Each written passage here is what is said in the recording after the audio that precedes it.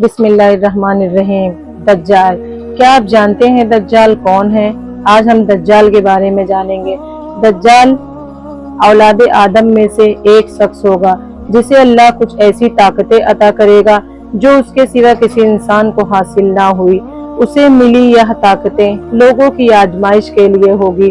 وہ یہ دعویٰ بھی کرے گا کہ وہی رب العالمین ہے۔ اس کی بائیں آنکھ مٹی ہوئی ہوگی، یعنی وہ کانا ہوگا۔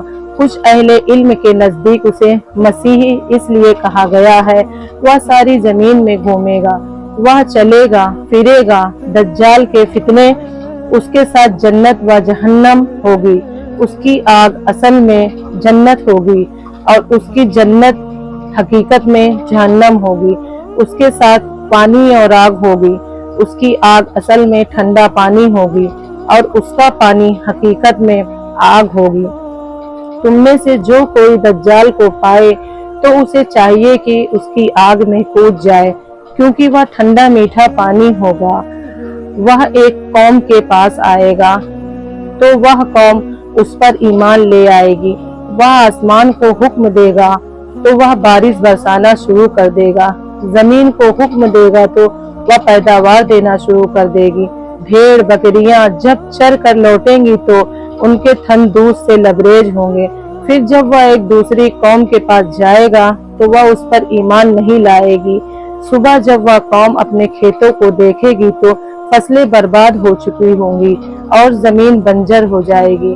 وہ اس بنجر زمین کو حکم دے گا تو زمین سے خزانے نکل کر شہد کی مکھیوں کی طرح ہو کر اس کے پیچھے پیچھے چلیں گے۔ دجال جب ایک دیہاتی سے کہے گا کہ اگر میں تمہارے مر چکے ماں باپ کو زندہ کر دوں تو کیا تم مجھے اپنا رب مان لو گے؟ وہ حامی بھر لے گا تو دو شیطان اس کے ماں باپ کی شکل میں اس کے سامنے آ جائیں گے اور کہیں گے کہ بیٹا اس کا کہاں مانو، یہی تمہارا رب ہے۔ وہ ایک جوان کو تلوار مار کر اس کے دو ٹکڑے کر دے گا، پھر کہے گا کہ میں اسے زندہ کر دوں گا مگر یہ مجھے اپنا رب نہیں مانے گا۔ وہ مردہ اس کے کہنے پر اٹھ کھڑا ہوگا۔ یا جوان سے پوچھے گا کہ میرا رب کون ہے؟ تو وہ کہے گا کہ میرا رب اللہ ہے اور تو اللہ کا دشمن دجال ہے۔ خروج دجال سے پہلے ہونے والے واقعات۔ بیت المقدس کے آباد ہونے سے مدینہ کی بربادی شروع ہو جائے گی۔ مدینہ برباد ہوا تو قسطنطنیہ فتح ہو جائے گا اور اس کے فتح ہونے کے بعد جلد ہی دجال نکل آئے گا۔ تم عیسائیوں کے ساتھ صلح کر لو گے، پھر ایک جنگ کے بعد رومی تم سے غداری کریں گے مگر تمہیں جیت حاصل ہوگی۔ ملیگنمت ملے گا اور تم نقصان سے بچے رہو گے۔ خروج دجال سے پہلے کے 3 سال بہت سختی بھرے ہوں گے۔ پہلے سال ایک بارش ہوگی، پیداوار کم ہوگی، دوسرے سال بارش و تیسرے سال پیداوار کم ہوگی اور تیسرے سال نہ کوئی بارش ہوگی اور نہ کوئی چیز زمین سے پیدا ہوگی۔ اس وقت لا الہ الا اللہ اکبر اور الحمدللہ کا ذکر لوگوں کی خوراک کا کام کرے گا۔ سبحان اللہ۔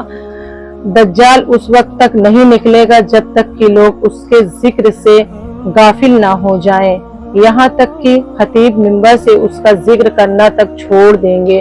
عربوں کی تعداد کافی کم ہو جائے گی۔ لوگ دجال کے ڈر سے پہاڑوں میں جا چھپیں گے۔ خوشحالی کا فتنہ ایک ایسے شخص کے ذریعے اٹھے گا جو خود کو میرے اہل بیت سے بتائے گا، حالانکہ اس کا مجھ سے کوئی تعلق نہ ہوگا۔ پھر لوگ ایک ایسے شخص کو اپنا حاکم بنا لیں گے جو اس لائق بالکل نہ ہوگا۔ اس کے بعد فتنوں کا دور شروع ہو جائے گا۔ آدمی صبح کو مومن ہوگا اور شام کو کافر ہو جائے گا۔ ایسے میں جلدی ہی دجال ظاہر ہو جائے گا۔ خروج دجال کے وقت مدینہ بہترین زمین ہوگی۔ اس کے ہر سوراخ پر فرشتہ تعینات ہوگا جو دجال کو مدینہ میں داخل ہونے سے روکے گا۔ ایسے وقت مدینہ میں 3 زلزلے آئیں گے اور کوئی منافق خواہ مرد ہو یا عورت ایسا نہ ہوگا جو مدینہ سے نکل کر دجال سے جا نہ ملے۔ ان میں سے زیادہ تر عورتیں ہوں گی۔ یا وہ دن ہوگا جب مدینہ اپنے میل کچیل کو इस तरह निकाल देगा जैसे लोहार की भट्टी लोहे के मैल कुचैल को दूर कर देती है। दज्जाल के साथ 70,000 यहूदी होंगे, जिनमें से हर एक ने हरे रंग की रेशमी चादर, ताज व जेवरात से सजी तलवार पहन रखी होगी। दज्जाल को कौन मारेगा? दज्जाल जब ईसा अलैहिस्सलाम को देखेगा तो इस तरह पिघलने लगेगा जैसे पानी में नमक। वह भागेगा, मगर ईसा अलैहिस्सलाम उसे बाबे लूद जो फिलिस्तीन में है के करीब जा पकड़ेंगे और नेजा मार कर उसे मौत के घाट उतार देंगे। फिर ईसा अलैहिस्सलाम दज्जाल का नेजे पर लगा हुआ खून लोगों को दिखाएंगे। ऐसे ही दीनी मालूमात के लिए हमारे चैनल को सब्सक्राइब करें।